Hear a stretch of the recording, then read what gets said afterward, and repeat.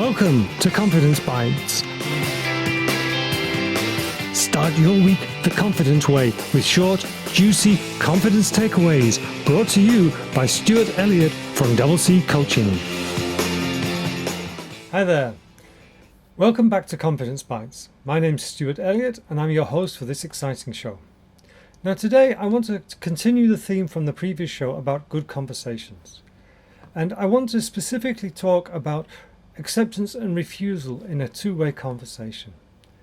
Now, if you think of a long-term couple, quite often their relationship stales and they give up talking to each other. Now, why do you think that is? Well, there's many reasons, but one primary reason is that one or the other or both keep refusing the other's offers. Now, what do I mean by that? Well, let's think about it. You and I are having a conversation and you invite me to go for a pizza. And I say, I don't fancy pizza. Let's go for a hamburger instead. Now, what have I done? I've just taken your offer, a perfectly good offer, and I've just refused it and said, no, I don't like your offer. I want to have my offer. I want to make myself more important. So I want to go and do my thing. I don't care about your thing.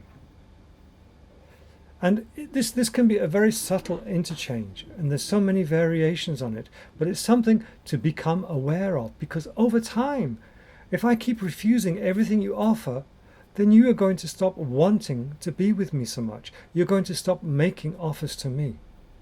So we have to, as people in conversations, we have to start developing our awareness to hear when we're making these refusals. And we also have to be aware of the offers that people are giving us. And there's a very good way of doing that, and that's by a game that one of my mentors, Igor Ledachovsky, has called the Yes Let's game. And there's also a variation or a similar game in Improv by Keith Johnston. And it's really about building status in conversations. So let's look at how you can play it. Basically, every time your friend, before you even have that, you need to get together with a friend. And what you need to do is you need to set the scene. So let's say we're at an office party. And every time your friend and you have an interchange, one of you is going to make an offer. The person who makes the offer then waits for the other person to accept it and make another offer. And then you keep building and building on that and see where you go. And you can do it in two ways. You can make it into a fantasy offer, or you can make it into a realistic situation. So if we're at an office party, we could start the interchange. Say, hey, my name's Stuart. I've not met you before. Are you new to the company? And you say to me, no, I've been here a few years, but I work in one of the back offices and I've not seen you either. What is your name? Sorry, not what is your, because I've already told you that. My name is Mary. And I say, okay, Mary, great to meet you. Would you like to go and get something to eat from the snack table? And you say, great idea. Let's go to the snack table. And then we're walking over to the snack table. Say, hey, look at those wonderful hors d'oeuvres. Let's grab one of the hors d'oeuvres. I say, great idea. And we keep this banter going. But if at some stage you make me an offer, say, would you like a drink of orange juice? And I say, no, thanks. I'd rather have a glass of water. Bang, I've just refused you. And it's quite subtle, and we can keep doing that. Once or twice we can get away with it, but we can keep doing it in a conversation, and eventually the other person just gives up. So my suggestion is you play these games, you get realistic situations, and you just walk through them. And to give you an indication of how subtle it can be, one of my practice partners who I work with from my hypnotherapy university, he and I were having this conversation, we were doing this game, and he suggested, let's go for a drink. Let's go to that pub over there for a drink. So I said, great idea. And we start walking towards the pub. And I said, here's the door, I'm walking into the pub.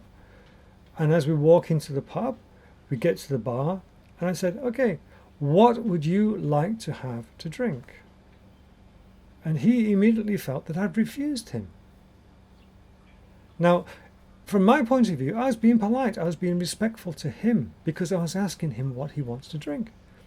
But he took it the other way. Not the wrong way, the other way. He said that he felt that I'd refused him because he'd made the offer of let's go for a drink. He was expecting me to get the drink and give him a drink. Now, I thought about this for a second. And I said, okay, well, in my world, if someone gives me a drink, I'm not too happy about it because, I want to drink something that I like. I don't like people giving me things that maybe I perhaps wouldn't like. I'd rather have that choice. So I can understand your point of view.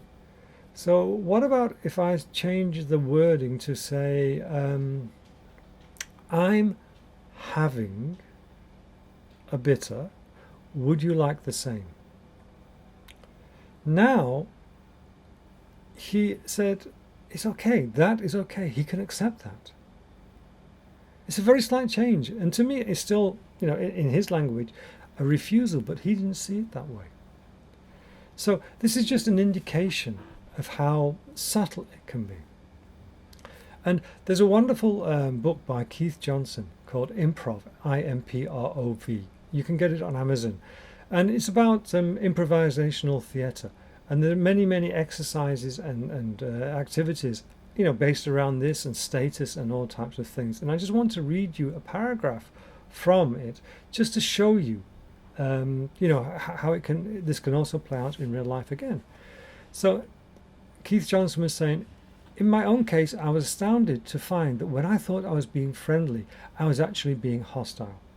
If someone had said, I like your play, I would have said, oh no, it's not up to much, perceiving myself as charmingly modest.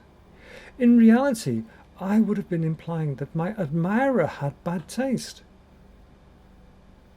Think about that. How many times do you do something similar? How many times do you just brush off a compliment like that? Your friend says to you, oh, that's great, that was a well done job, that's really well done. And you say, it was nothing, it was too easy. What you're doing by thinking you're being modest is you're saying that she doesn't know what she's talking about. Because she thinks something's difficult and hard to do, when you in reality know it's so easy and it wasn't anything special. So you're putting her down. You're telling her she's a little bit, short-sighted or something like that. And this is a very subtle interchange that we have all the time. We think we're being modest. We think we're doing this.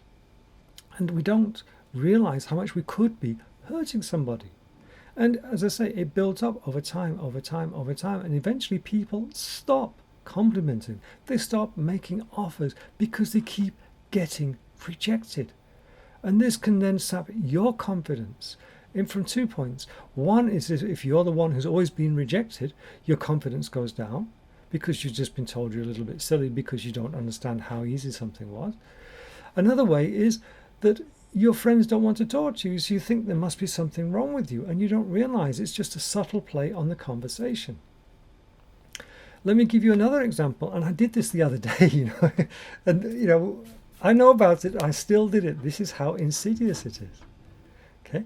We try to elevate ourselves above the other person for recognition. And what I did, I was talking to some people on the phone, and I said, because I'm staying in China, and the area I live in, we have typhoons at this time of year. It's July. And I was talking to them, and I said something about, there's a typhoon coming, but it's not too bad. And really what I was doing, I was elevating my status above them because they're in an area where they don't get typhoons. They don't get very much bad weather like that. Or I will do it and say, the temperature here is 38 degrees. It's lovely. I love it. And they're in an area where the temperature is pretty cold, 18 degrees, 16 degrees. And I'm trying to elevate myself above them, and I'm not realizing I'm doing it. And maybe I'm making them feel a little bit lower in status and putting them down. Now, obviously, once or twice in a conversation is not so bad, but it can keep happening. So I want you to think about that. I want you to listen, because once you become aware of it, then it doesn't hurt so much.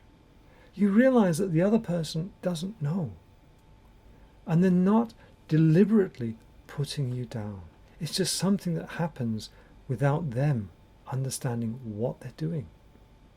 And this will give you a lot more confidence, because you know how the conversations play out.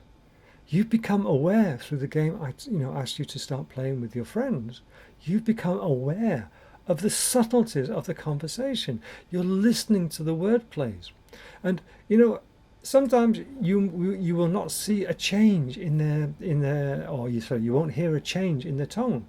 You might see a change in their body language. And it's maybe in the face, it could be the eyes twitching a little bit, or a little sort of what, if it's a fairly serious one, perceived to be a fairly serious thing. But quite often, body language is hidden in the face. Body language is more observable in the body, because we're trained from a young age to keep our expressions off our face. And I'm a good example of that. I have a very wooden face, especially on video.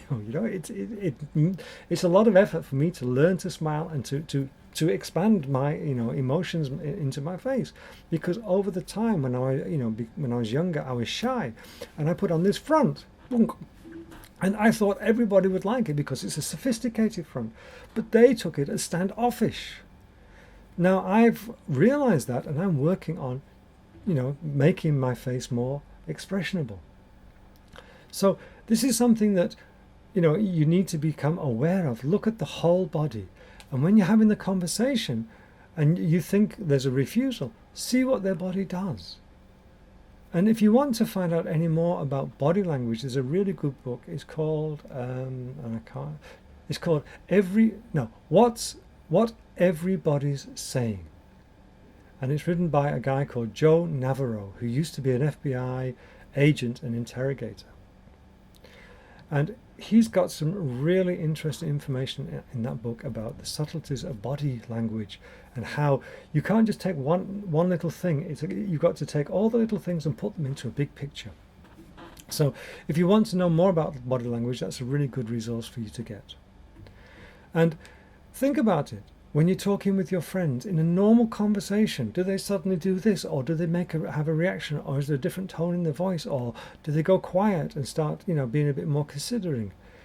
Is that because of something you've said unintentionally has hurt them, or unintentionally has put them down as you've tried to elevate your status, or you've made them feel a little bit silly? Here's another example of it, and this is again from Keith Johnson. Where's it gone? Here it is. It's about two people. One's reading a book, the other one comes up and says, "What are you reading?" And the person who's reading says, "No, War and Peace." And the person who asked the question said, "Oh, that's my favourite book." And then B starts to feel a little bit because he's struggling to read it, he's not finished it, and you, by saying that that's my favourite book, you're implying that you've read it more than once because it's your favourite. And that's putting him down, because now he feels a little bit inadequate compared to you. So if you change it and you say, what are you reading? And he says, War and Peace. And you say, "Oh, I've always wanted to read that." He's now feeling better, because he's now keeping his status. Now you could also say, "Oh, I started reading that as well, but I found it very difficult. I'm on page 10 or 20. What page are you on?" Or you don't even specify the page. You ask him what page you're on, and you say, "Okay, I haven't got that far." He's still keeping his status. He's still feeling, elevated in the conversation. You're not putting him down by saying, "Oh, I've read that many times." So think about what I've said. I would seriously suggest you play this back many times and listen to it, because there are so many subtleties. Get a friend, talk to them about what you want to do with the Yes Let's game, and set the scenes, and just listen for how many times you subtly put the other person down. And here's another way we do it. We have a relationship, maybe it's a friend relationship, or it's a husband-wife, or a couple relationship, it doesn't matter. And one says to the other one and says, "Would you like to go somewhere?" Or, "When would you like to go somewhere?" And you say, "I don't know, it's up to you, you choose. I'm happy with anything you choose." They've made you an offer and you just pushed it back in their face. It's so simple, it's so subtle, but it happens all the time. You keep doing it, and guess what? you're going to have communication problems. And I notice myself doing it with my wife. She says, would you like to go somewhere tonight? And I say, well, it's up to you. I'm not bothered. Instead of saying, yes, that's a great idea, that makes her feel good because she's now had a great idea, I say, Mac, I don't know. So it makes her feel bad. So eventually, over time, if I keep doing that, she will stop making offers. And then we don't go out. Then we have a boring existence and we wonder why there's no communication. So become aware. Listen carefully to the conversations you have with your friends and everybody else. Pick up the subtleties. Start learning about them and see how you can modify your language, and then try it and see what happens. And I can guarantee you'll start having better conversations.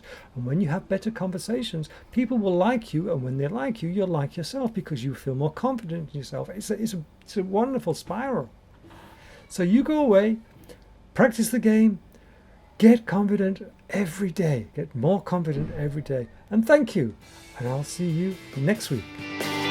Confidence Bites, your weekly confidence building show, was brought to you by Stuart Elliott from Double C Coaching, www.doubleccoaching.com, DOUBLECCOACHING.com. For regular confidence building tips, subscribe to this channel today. And don't forget to follow me on Twitter at Stuart Double C, capital S, TUART, capital D, OUBLE, capital C, at Stuart Double C.